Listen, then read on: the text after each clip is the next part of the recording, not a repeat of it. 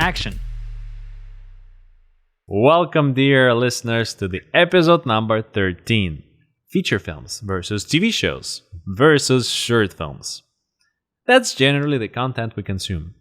But which one to make? That's the question.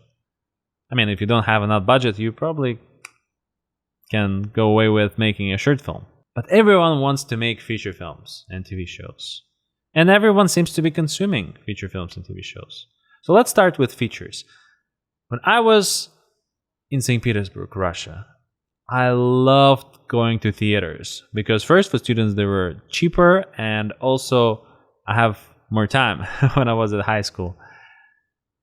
It was wonderful. And one of the most memorable experiences that I can recall is the 3 features at night.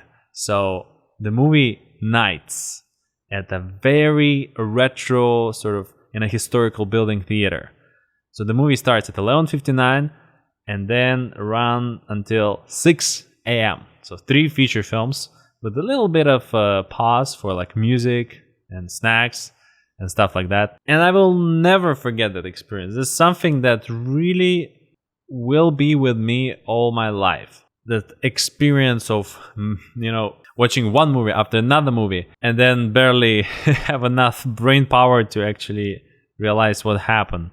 But every night was an experience. It was a theme, for example, like a French wave or Italian films or films that specific to a particular director. So feature films is something to stay, I think, because you can always find new ways of how do you present films. You can show them in the regular theaters. You can show them in a combination like I just described, to 3 films per night, 3 thematic films. But what about today? Today is kind of a little bit different.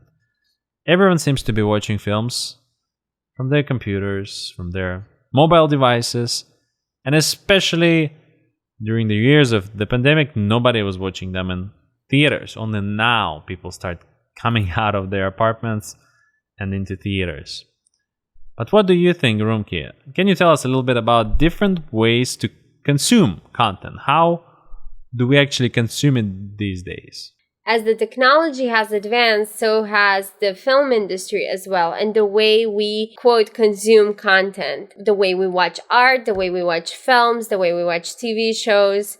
And it's so interesting to see what the future beholds as well. But I remember growing up, I mean, I am not that old, obviously, but growing up, we had mostly theaters and we watched movies in cinemas, and also we were buying DVDs for home watching. And it was sort of very interesting because my dad would always buy me and my brother a new film, a new DVD, and we were like super excited. I remember we were even gifting DVDs to friends as a birthday gift. It was a great thing to just it was a great thing to own a film and you can go back to it and watch it. But I don't know if many people buy DVDs these days. I mean, I bet there are people who buy DVDs because they want to own a particular film, or they just are building a collection. For example, like I would love, if I were to buy a DVD, I usually buy some A24 film, like a nice release, a box set or something. It's so amazing that we have all this access, and it's almost overwhelming with all the streaming platforms and just the accessibility and availability. It makes it in a way overwhelming. There's so much films and shows out that you want to keep in track with everything. And there's so many ways you can watch films. You can watch them on your phone, on your tablet, on your laptop, a TV set, a theater. There's like rooftop cinemas, like drive-through theaters have a comeback now as well. But it really depends on your preference. Honestly, for me, I don't judge people if you watch films on your phone. I know a lot of filmmakers prefer their films being seen on the big screen. But for me personally, I'll be happy if you just see the film that we make, even if it's on your phone. It's just about accessibility. I can, for example, I was on the plane the other day, and it was one of those flights where you have to pay for everything. So you had to pay for headphones, for example, to watch the films on the screen. So I saw some people that had already pre-downloaded some episodes on their phones, and they just watched them right there and there, and it was so much easier. So it's just amazing how many ways there are to watch all the art that we make. What do you think, Konstantin? Well, that's a great question. What is the future? I mean, it's always nice to speculate what can happen, what will happen, how we will watch things. But I agree. I don't mind if someone watches my films on a phone and tablets and stuff. Actually, short film seems to be the most logical content to watch on your device. Although the question is, who watches them? Maybe you can elaborate on that a little bit later. In the meantime, I want to talk about TV shows. We never watched TV shows in theaters so far. Why? That's a kind of like a little bit of a mystery, because right now, especially the production of the TV shows is amazing. I mean, I would love to watch the Rings of Power TV show that's right now on Amazon Prime. I would love to watch it in theater. It looks gorgeous, and just to have that tribal experience, watching with other people on a regular basis. Yeah, that would be something. Yeah. Or maybe we just decided to skip it all and all go virtual. Get the headsets, the VR headsets, and watch films and TV shows on in a metaverse, so to speak, where you can actually interact with people in a new, unique ways that we don't even imagine fully yet, while you're watching a movie or while you're doing something else. But TV shows right now is a big thing, and to me it seems like many people watching. I was talking to Cynthia Shang the other day, the writer, director, producer, the showrunner, and we touched a little bit on this subject, like who watches, why people watching. And she mentioned the characters. She mentioned that people like to come back for the characters because they live with them. In the feature film, it's not enough time for that. And I agree to that. But also, I like to watch feature films, and I like characters there, and I like the experience of the feature film and the completeness of that. But, you cannot control the way people consume content. You can only, I guess, direct the way that people consume content by releasing new technology that allows an easier consumption of the content. But it's the topic for a tech podcast or a future of tech podcast. In this episode, we just talk from the consumer creator side of things. Yes. And I'd say, and I said it many times before, that it would be nice and kind of logical to me if those, in America especially, because we have here so many different channels, HBO, Hulu, Amazon, and so on, Netflix. Wouldn't it be nice if they have a subscription that we already have, but also added to that subscription the ability to watch their film in the theaters? You're paying $15 a month, and you can watch The Rings of Power at home, or you can go and watch it in theaters. Yeah. I mean, I think they're sort of doing something like that with their original films. There's a big debate around that. It just reminds me of the whole Scarlett Johansson and Disney scandal, because, there's like a lot to elaborate on.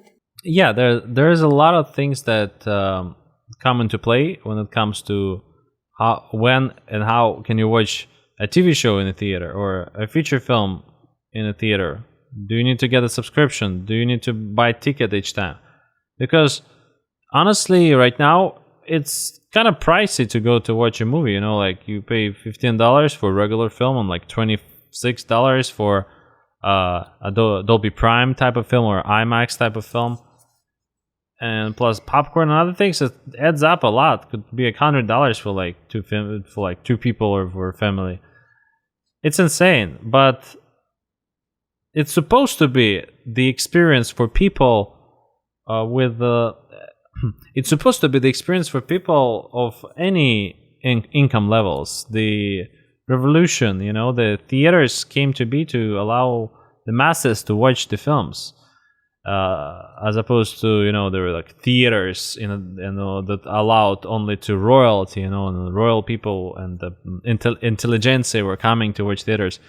But movie theaters were designed for people to watch it, and if you raise the price, you basically eliminate the desire of people to watch those films, because many people, especially kids, I'd say they would go watch in theater. It's a fun experience. It's better than sitting in heat in LA and sweating and recording a podcast. Like right now we're like suffering through the so heat, hot because we need to keep the sound good, so you have to sacrifice a little bit of ourselves for you guys, so you can hear us a little bit better. We all have limited time, and it seems like we have less time day after day, and sometimes it's just because there is more content coming, and more content, and we don't have time for all of that. We can only select certain things, and then we have to sacrifice our workouts, or we have to sacrifice something else, something important, creating your own films. That's a difficult conversation, although it's nice sometimes to kind of dig into it and see where it can go. Maybe we can discover something in it, maybe not. Let's see the world of short films, Rumikay. What can you tell us about the world of short films? First, I want to add about what you were just saying about TV shows being available into theaters. I do agree with you. The TV shows, like TV is on the next level right now. They look so amazing. The production value is amazing, that it lacks that feeling of epicness, that where you want to see these beautiful shots, this beautiful filmmaking on a big, large screen. And that's sort of very like an interesting debate, because throughout history, TV has been designed to be for a home release, for people to watch it in front of their TV sets. And it's so interesting how back in the day, it was sort of considered by artists and filmmakers as the second run thing, like films were like the more of an elite type of art, and film and TVs were like, okay, just for your home. And it's so interesting because today it seems like TV shows are becoming better and better and more interesting than films, and more watched than films. So it does make sense to have them available in theaters. I mean, I remember with Game of Thrones and how it became this huge, such a popular TV show, and everyone was watching it. And for the finale, some kids in Macedonia tried to organize a screening in the theater. And of course, HBO shut it down because it's illegal to like host screen a show, and also like earn money for tickets and all of that, especially if you don't have the rights to that show. But they had like full theater, like everyone wanted to watch the finale on the big screen, because like everyone was a fan of that show, and it would have been an amazing, like you said, like a communal experience to watch a show like that on the big screen. So I don't know. It's a very interesting topic. Like I would love to see. I know they do it with some like films of some original films from the streaming platforms, where they would do like a theater release and a streaming release. Streaming platforms have been really like amazing during the pandemic for people, because no one wanted to go to theaters. But on the other hand, it feels like theaters are challenged right now about getting back people into the theater because of the streaming platforms. So it's this ongoing circle, and I think we should try to see how we can make them work together, like you suggested. How we can make the streaming platforms, like all these streaming TV shows that are so popular and everyone wants to watch them, combine them with getting back people into the theater. But about short films, yeah, like short films. So short films, we as like filmmakers, when we're starting out, we're so super familiar with short films. Unfortunately, not a lot of people watch short films. But if you're planning a career in filmmaking, I highly recommend you make short films. Because, first of all, they're cheaper to make than a feature film. I don't know, I wouldn't say they're easier. In a way, it feels it's harder to write a short film than to write a feature film. Just because all the events, and you have to be much smarter about the storytelling because you'll have such a limited time to tell the story, and you always can run into the trouble of like telling too big of a story into this short format, and it just wouldn't work. So I don't know if they're like easier to make, but they're definitely cheaper and less time consuming than making a feature film. But you do get the practice and the experience so you can be ready to make that feature film. Now, who watches short films? Really, the people that watch short films are festival judges, for example. And at the end of the day, that's why you make a short film. You make a short film because it's more accessible for you as a young filmmaker to make a short film than a feature film. It's cheaper, and you submit it to festivals. And at festivals, there are festival judges and filmmaking professionals that through that short film can see your talent, your capability, and hopefully this can help you out with your career in the future. Also, your friends might watch your short film. People who look for new creators to make a film together. I mean, short films have a bad rap, honestly. I think they're great. I think there's some really bad short films out there, and I think there's some great short films out there that are as memorable as feature films. So I would like say to the regular viewers, encourage them to check out short films. You know, because sometimes you might discover a filmmaker that you really, really like and be like, wow, that was a great short film. If this person can make such a great short film, I can imagine how much of a great feature film they'll make one day. And you can sort of follow a person's career like that. I mean, some of the new filmmakers and greatest filmmakers of all time, they've all started with short films. And when you watch their short films, you can see sort of the style, the talent, the tone developing right then and there. And you can see the progress they've made. So I think short films are great. And I highly encourage anyone that wants to start doing films, wants to be a director or even a cinematographer or an actor, to make short films. They're just cheaper to make. It will take you less time. Another thing, if you really want to make a feature, remember that you can always write a feature and make a short film out of that feature. That's also a smart way to go about it, because then you won't spend as much as money as you would spend for the whole feature. And if you need to raise money, now you have a short film to show that you will turn into that feature. So people can see an example of how the feature is going to look like, what is the cast going to be, what is your skill set and what you need to actually make the feature. And it might make them interested to actually contribute to your feature film. So that's another reason why to make a short film. Yeah, I agree with that. And I would add to the short film part that, you can make film.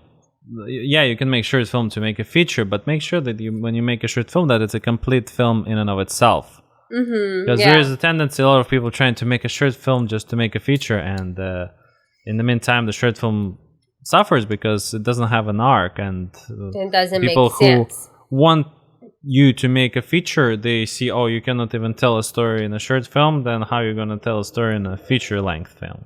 So that's something to keep in mind. But now we can talk about short films. We actually working on a short film, and we have a crowdfunding campaign for a short film that I wrote so many years ago. One day I was in San Francisco in this cold weather, it was a little bit foggy, and I was standing on the cliff, on the edge, and I was pissed. I was pissed that I couldn't make films, because of a ridiculous visa situation. If I make films that do not count towards my visa. So I didn't have any motivation to make films because I needed to stay here somehow. And I couldn't believe that because of such a simple thing, it really discourages me to make films. And I thought about all other people who cannot make films because the way that they are born, because the color of their skin, because the sex that they have. It's all became ridiculous to me. And then I was observing the ocean, observing the waves.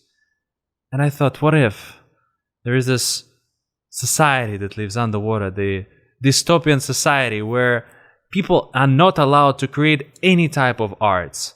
And what if there is this janitor who dreams about dancing, who dreams about art, but cannot do that simply because she was born in this lower class society? And the story begins where she decides to break that law, despite the unfair rules of the tribe.